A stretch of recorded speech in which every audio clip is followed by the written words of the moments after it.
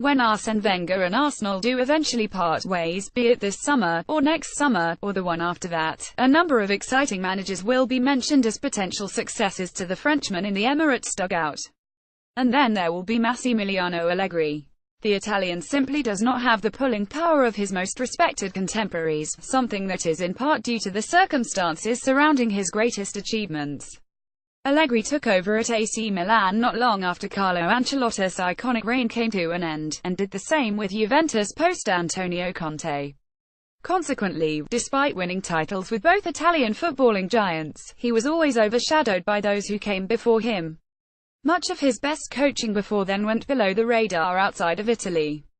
The rise of Sassuolo has been well documented, but few will recall Allegri guiding them to Serie B for the first time in their history.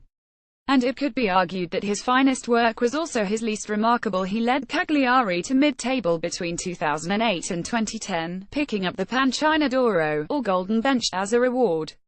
In addition, Allegri lacks two key aspects of a traditionally desirable manager.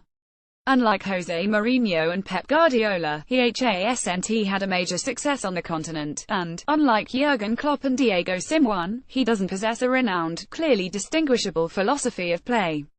Despite all of this, he would be an ideal fit for Arsenal in the post-Wenger age, primarily because no other manager has shown such capability in handling the acute difficulties associated with a club in transition.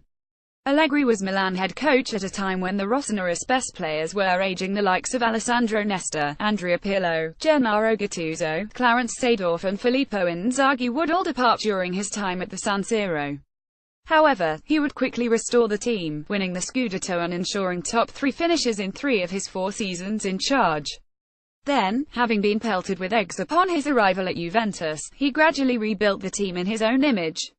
Over the course of 3 years with the Bianconeri, he has moved slowly away from Contest 352, implementing his own preferences and bringing in new players such as Alexandro, Sami Khedira and Paulo Dybala.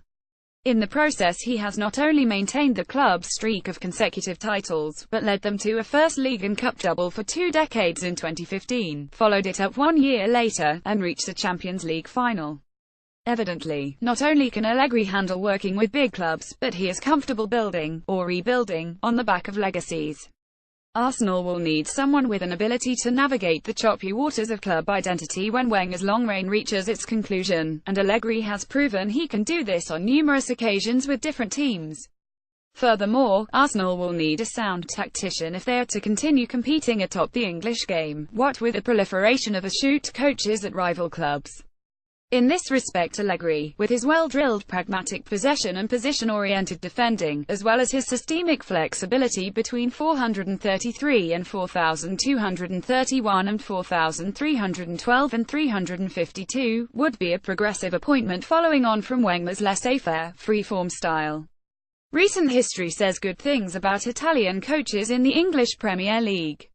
In the last decade, 3 different Italians have won the title: Ancelotti with Chelsea, Roberto Mancini with Manchester City, and Claudio Ranieri with Leicester. And that's not to mention Contest Chelsea, who are on course to lift the trophy this season. Allegri seems intent on trying to emulate his compatriots. He spent time travelling in England in 2014, taking in games and trying to get to grips with the style of play. He began taking English lessons and, in an interview with BBC World Focus, he admitted that, "I hope, in the future, to have the opportunity to coach in England." 3 years on and rumours of this ambition of Allegri's becoming reality are intensifying. Should Arsenal eventually make it happen, they won't be appointing the most exciting manager. However, they would be appointing the most appropriate. Share this 24017.